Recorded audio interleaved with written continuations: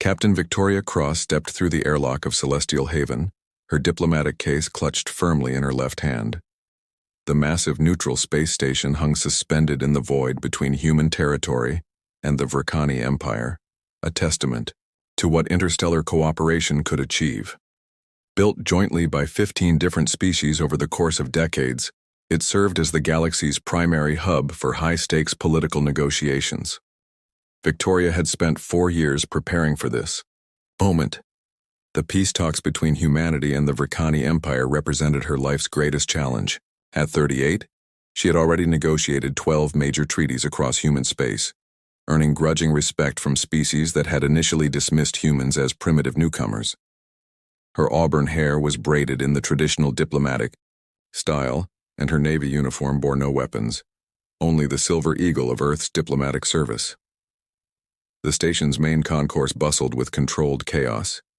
Merchants from dozens of worlds conducted business while automated translation systems worked overtime, converting hundreds of languages into comprehensible speech patterns.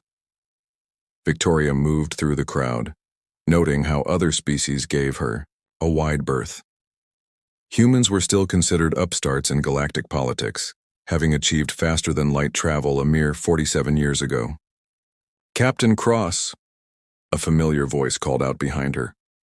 She turned to see Commander Jake Morrison, Earth's military attaché, pushing through the crowd with obvious urgency.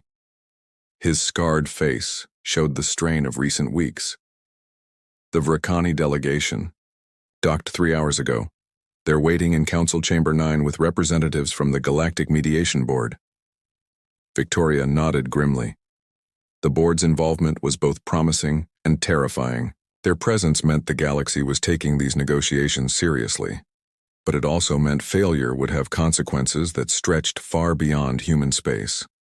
The conflict that brought them here had started 14 months ago, when human settlers on New Kythera discovered massive veins of azurite ore beneath their farming communities. Azurite was the most precious substance in known space, essential for quantum drive cores that powered interstellar travel. Every advanced civilization depended on it. Unfortunately, the Vrkani Empire claimed New Kythera based on territorial surveys that predated human colonization by 200 years. What began as a legal dispute escalated rapidly when Vrkani battlecruisers surrounded the human colony, cutting off all supply lines and communications with Earth. Earth's initial response had been restrained.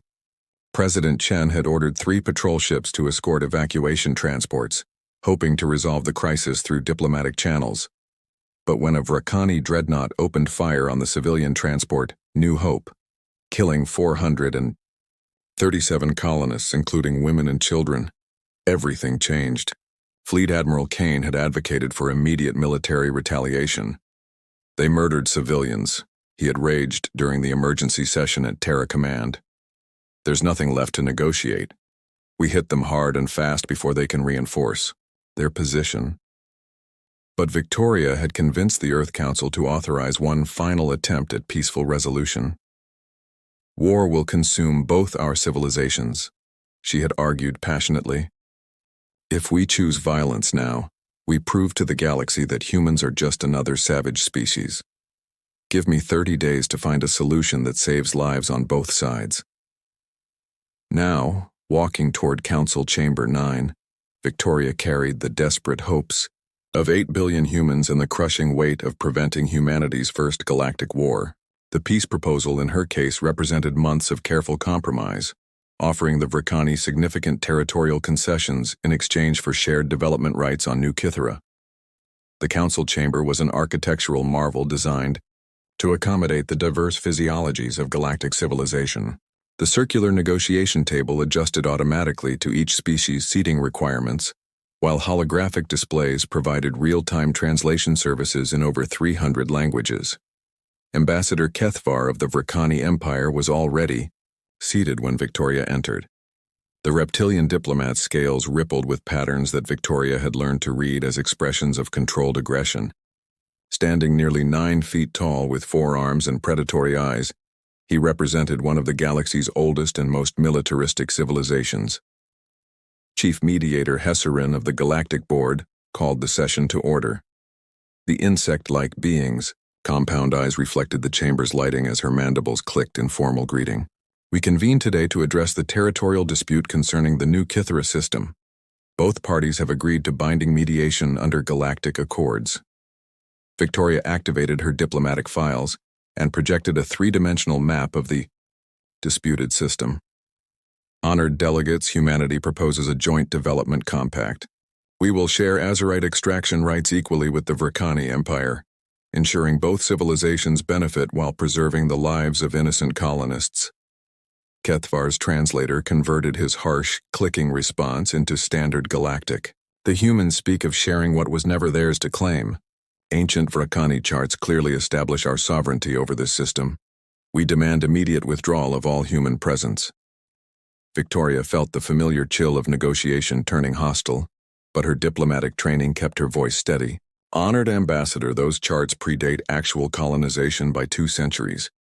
The system was uninhabited when our settlers arrived. Established galactic law supports the development rights of pioneer civilizations.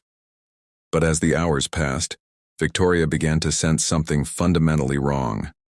Kethvar's responses were too rehearsed, too aggressive for genuine negotiation. She noticed increased security presence around the station and detected subtle communication signals between Vrkani aides that suggested coordination beyond normal diplomatic protocol. During a brief recess, Victoria accessed the station's sensor logs and felt her blood turn cold. 27 ships from different species had arrived in the past 12 hours, including vessels from civilizations not officially involved in these talks.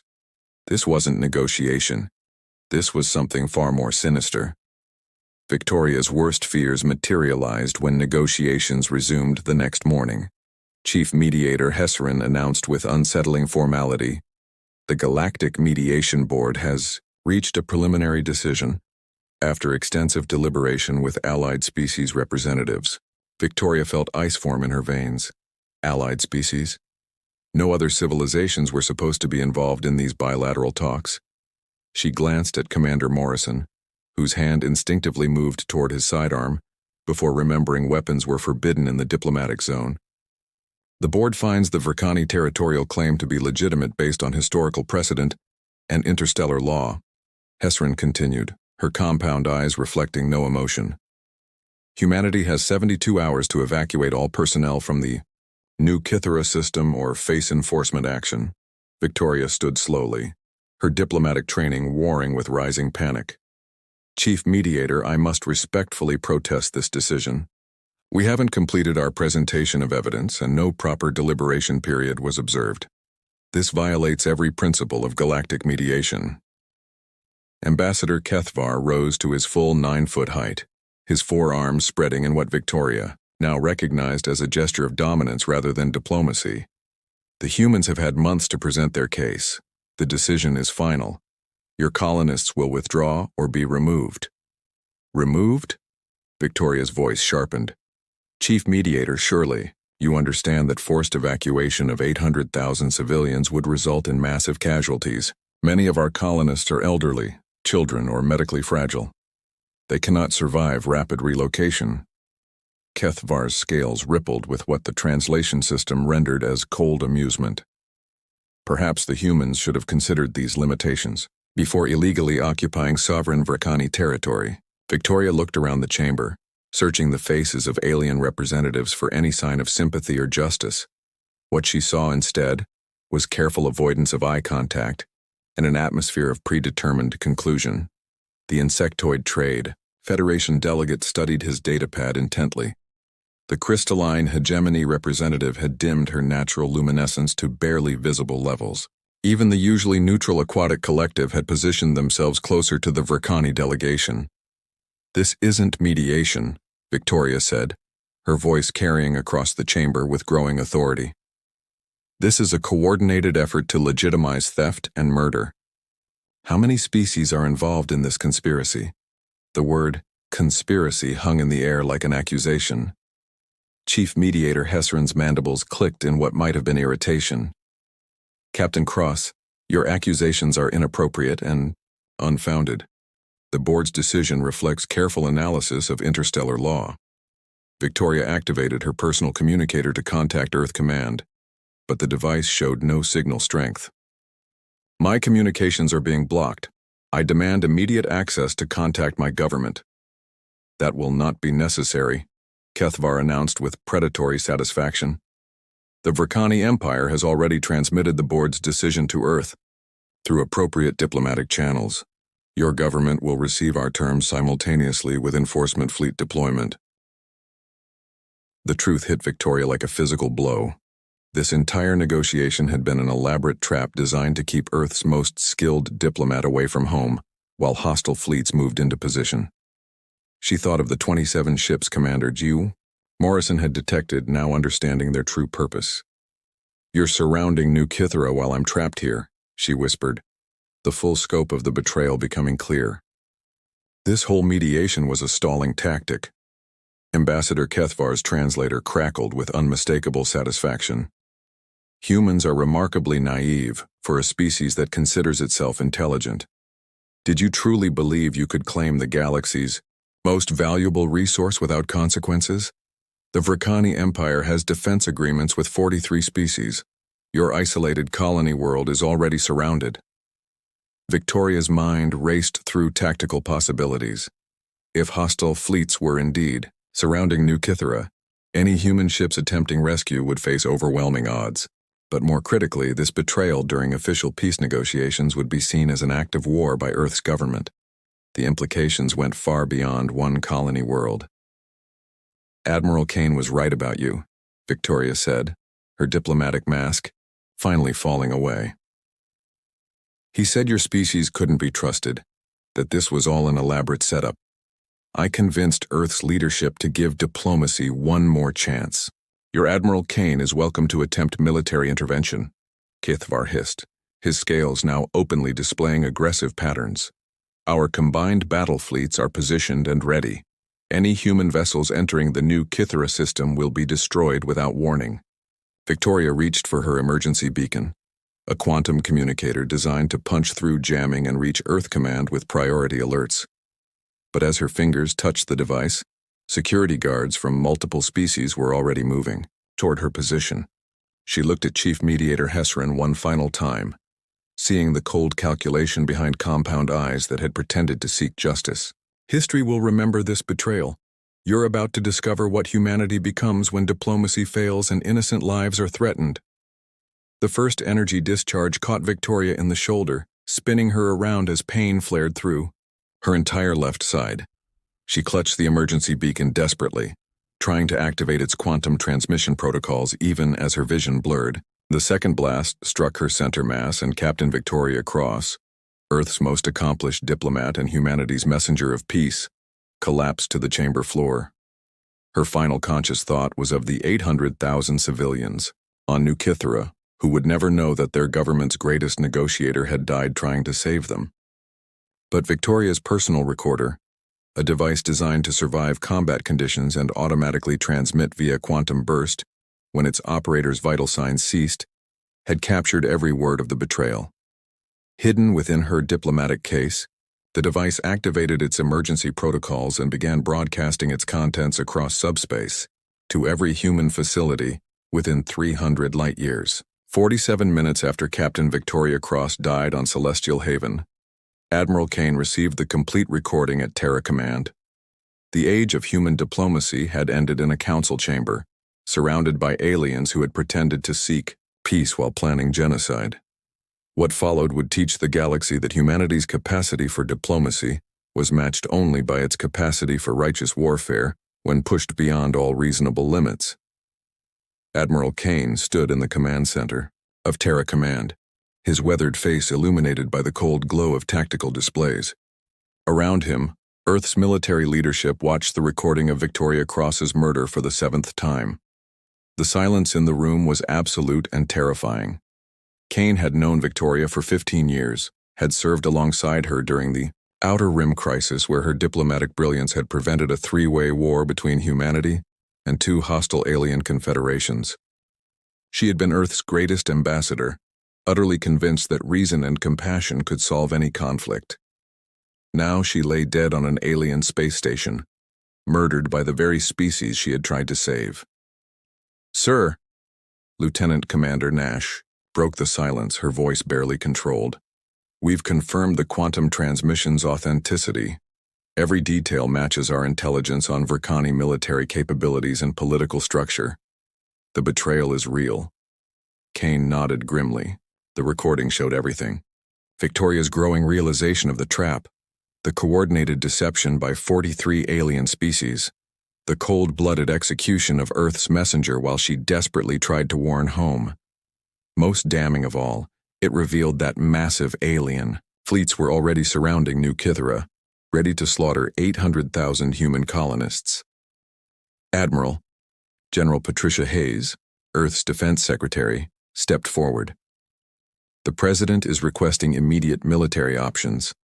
Our long-range sensors confirm multiple alien battle groups moving toward New Kythera. If we don't act within 18 hours, those colonists are dead." Kane turned to the massive holographic display showing human space. Red markers indicated confirmed alien fleet positions, while blue dots represented Earth's scattered naval assets. The tactical situation looked hopeless. Humanity's ships were outnumbered 50-1.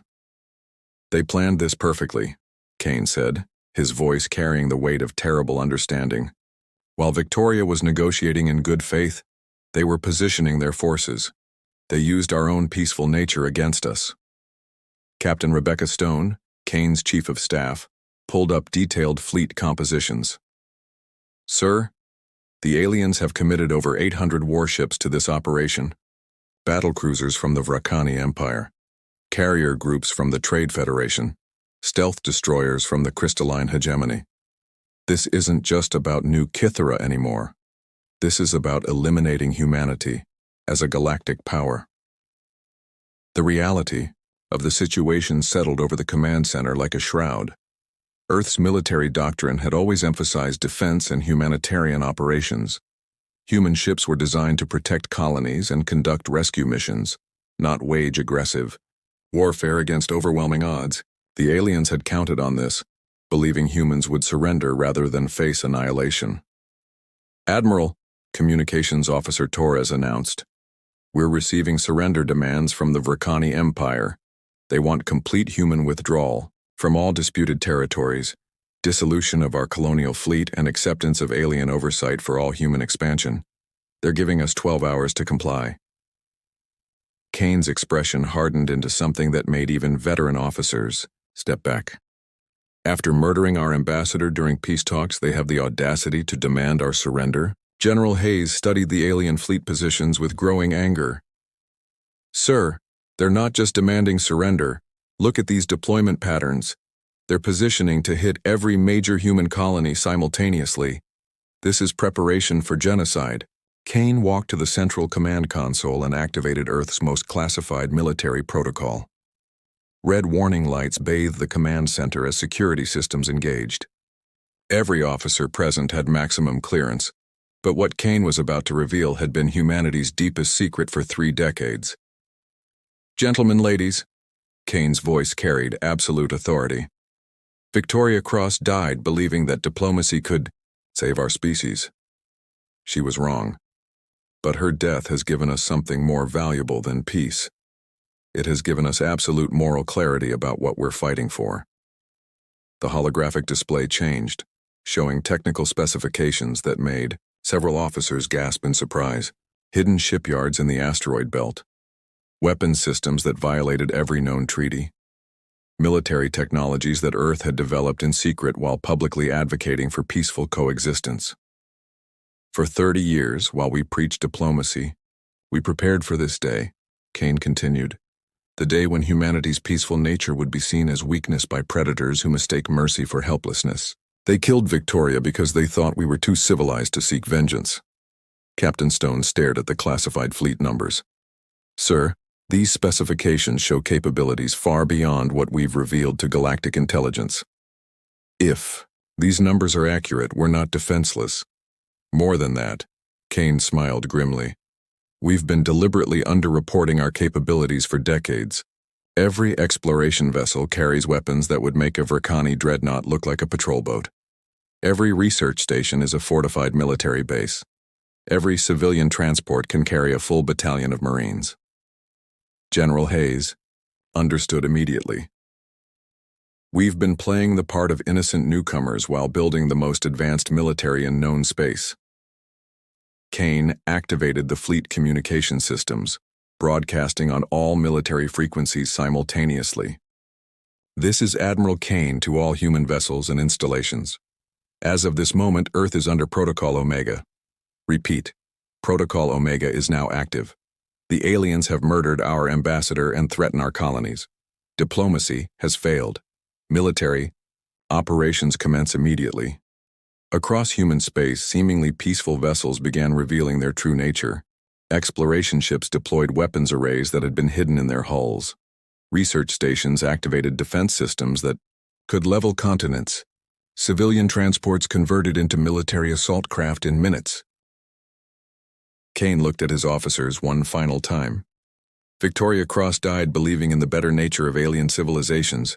She was naive, but her sacrifice has awakened something in humanity that our enemies cannot comprehend. They wanted to see what humans become when pushed beyond all limits. The Admiral's eyes reflected the same cold determination that had made humans the apex predator on their homeworld. They're about to find out that the species that conquered Earth doesn't know how to surrender. We're going to save New Kithra, and then we're going to teach the galaxy why humanity's peaceful nature should never be mistaken for weakness. Warning alarms echoed through Terra Command as Earth's hidden fleets began moving toward the New Kithra system. The age of human diplomacy had ended with Victoria's murder. The age of human warfare was about to begin. The first indication that something had gone catastrophically wrong came when Admiral Kane's fleet dropped out of hyperspace directly inside the New Kithra system's defensive perimeter. The alien coalition had expected humans to approach cautiously, following standard military doctrine. Instead, 18 civilian transport vessels materialized in perfect attack formation, shedding their disguised hulls to reveal the most advanced warships the galaxy had ever seen. Commander Thrakvis of the Vrikani flagship Dominator stared at his tactical displays in disbelief. The human vessels were impossible. Their energy signatures showed power outputs that exceeded Vrikani dreadnought specifications by 300%. Their quantum shields were deflecting his ship's most powerful weapons like they were ceremonial fireworks. All units concentrate fire on the lead human vessel, Thrakvis ordered, his forearms working frantically at multiple control stations. Deploy all fighter squadrons immediately.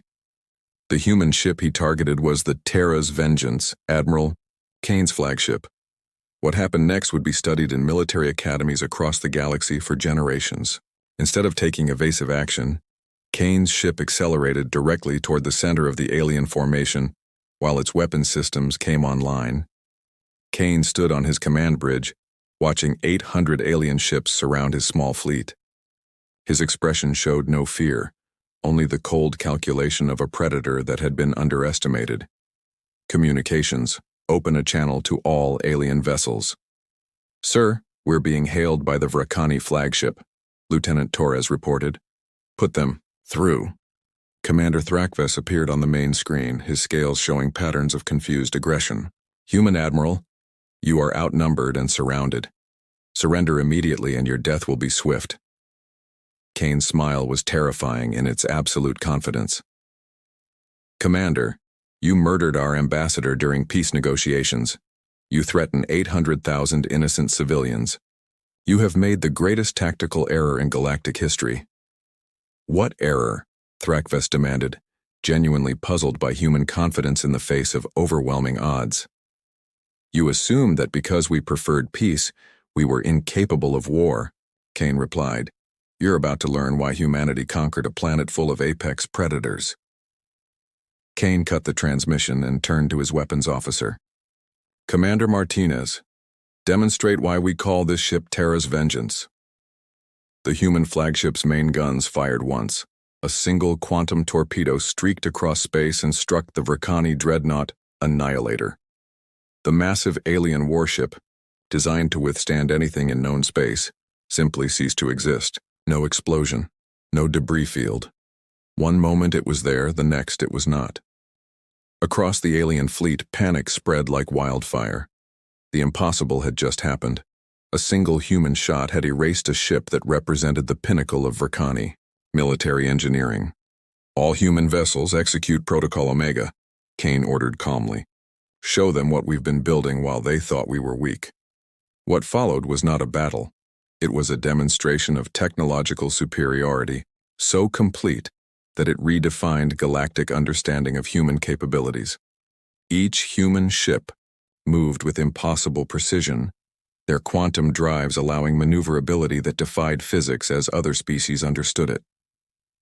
The New Hope's revenge carved through 3 Trade Federation carrier groups like they were made of paper. Its plasma cannons fired continuously while its shields absorbed the concentrated fire of 50 enemy vessels without showing any strain. The Victoria's Promise deployed fighter craft that moved faster than most alien ships could track. Each human fighter carried firepower equivalent to an alien cruiser, and their pilots flew with a coordination that suggested hive-mind communication. But it was the diplomatic immunity that truly horrified the alien fleet. The human vessel deployed weapons that the aliens had never seen before, quantum disruption fields that disabled entire squadrons simultaneously, temporal torpedoes that struck targets seconds before they were actually fired, gravity manipulation systems that crushed alien ships like tin cans. Commander Thrakves watched his fleet being systematically destroyed and finally understood the magnitude of their mistake. "All units retreat immediately. Broadcast surrender on all frequencies." "Negative," Kane's voice cut through their communications. "You had your chance for surrender when you could have chosen diplomacy. You chose murder instead." The human ships began moving in perfect coordination, herding the surviving alien vessels like predators cornering prey. Every escape route was blocked. Every attempt at organized resistance was countered before it could develop. Admiral Kane opened communications to the entire alien fleet. "For 30 years, humanity has observed galactic law. We have honored treaties, respected territorial claims, and sought peaceful resolution to every dispute. We did this because we believed that civilization meant choosing cooperation over conflict." His voice carried across hundreds of ships, translated into dozens of languages. "But you took our mercy for weakness. You murdered our ambassador while she begged for peace.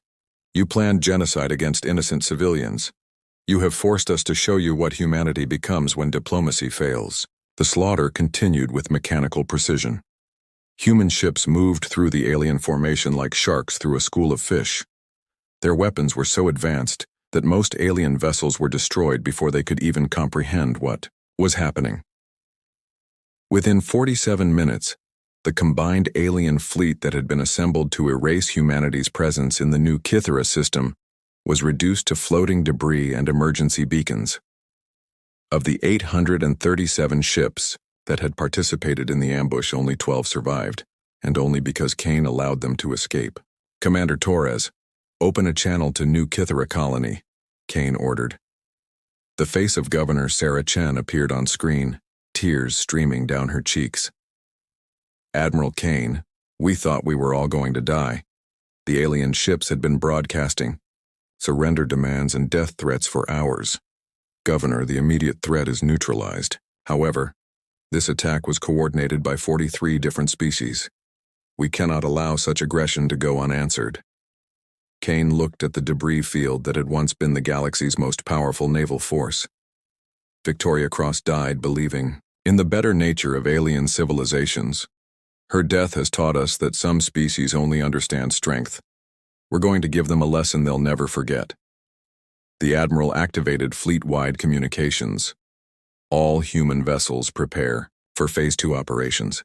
We're going to visit every species that participated in this betrayal and explain why murdering diplomats during peace talks was the worst decision in galactic history." As human ships began jumping to hyperspace, heading toward alien homeworlds, the galaxy was about to learn that humanity's greatest strength wasn't their technology or their tactics. It was their absolute refusal to accept defeat when protecting innocent lives. 6 months after the New Kythera incident, the galaxy had fundamentally changed. Admiral Kane stood in the rebuilt Celestial Haven station, now renamed Victoria Cross Memorial Station, watching as alien delegations queued to request audience with humanity's military leadership. The same species that had conspired to murder Earth's ambassador now waited like supplicants, hoping to avoid the systematic destruction that had befallen their co-conspirators. The human response had been methodical and devastating. Each of the 43 species that participated in the betrayal received visits from human fleets.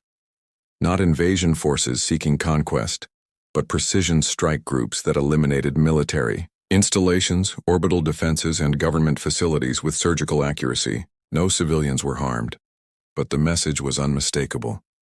Humanity could reach anyone, anywhere, at any time. The Vrkani Empire, once proud masters of 300 star systems, had seen their entire battle fleet reduced to scrap metal in a single week. Their homeworld's orbital fortresses, considered impregnable by galactic standards, were dismantled piece by piece while human ships broadcast recordings of Victoria Cross's murder on all frequencies. Chief Mediator Hesserin, the insectoid being who had overseen Victoria's execution, now stood before Kane in chains. Her compound eyes reflected terror as she faced the human admiral whose diplomatic credentials were written in the ashes of alien fleets. Admiral Kane, she clicked desperately through her translator. The mediation board formally apologizes for the irregularities in the new Kithera proceedings. We are prepared to offer substantial reparations and guarantee future human territorial claims. Kane studied the alien who had watched Victoria die without intervention. Chief Mediator, you seem to misunderstand the situation. This isn't about reparations or territorial disputes. This is about establishing new rules for galactic civilization. Behind Kane, holographic displays showed the current military situation. Human fleets patrolled space lanes that had been controlled by alien powers for centuries. Trade routes that had excluded human merchants now operated under Earth Navy protection. Species that had dismissed humanity as insignificant newcomers now sought human approval for basic military operations. The old galactic order was based on the assumption that older civilizations had the right to prey upon newer ones. Kane continued, his voice carrying the authority of absolute military superiority. That assumption died with Captain Victoria Cross. The new order operates under different principles. Kane activated a holographic document that made several alien representatives step backward in fear.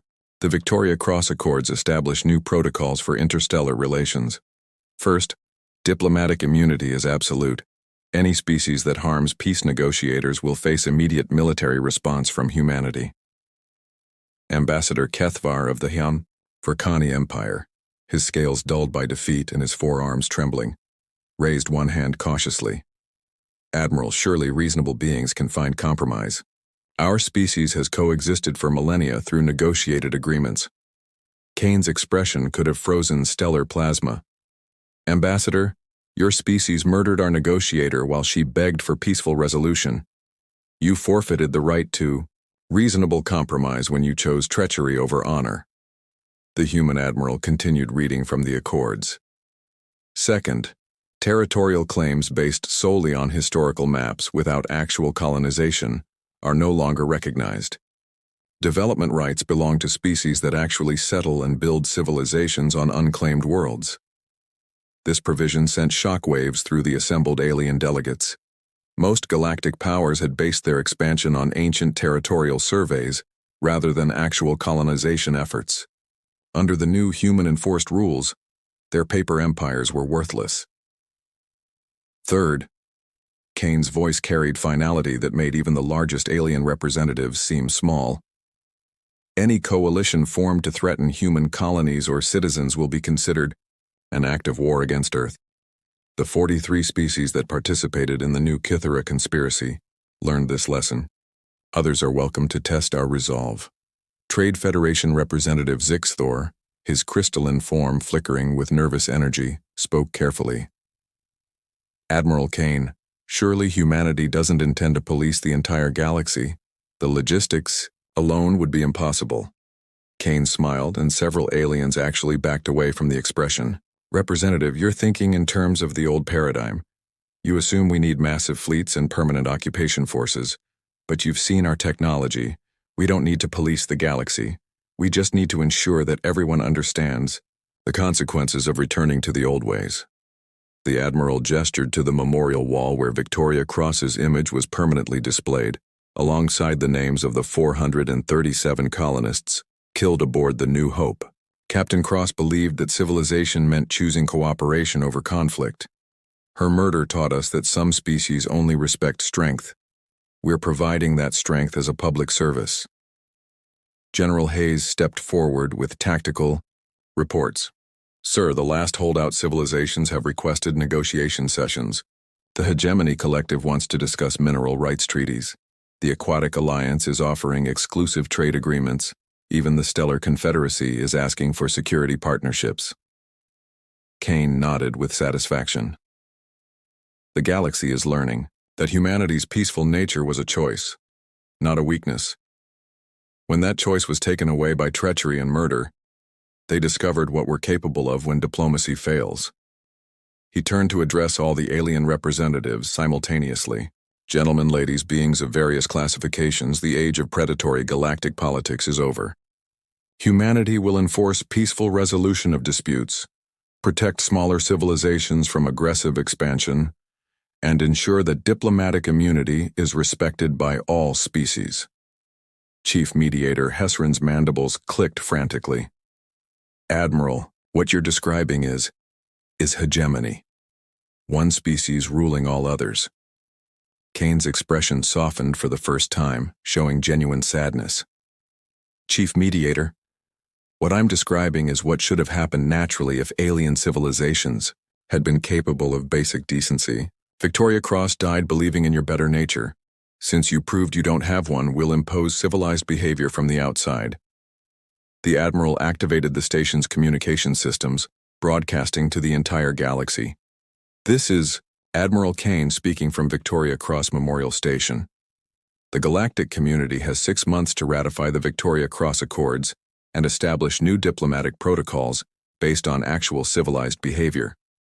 Species that refuse will discover why humanity conquered a planet full of apex predators before we conquered the stars."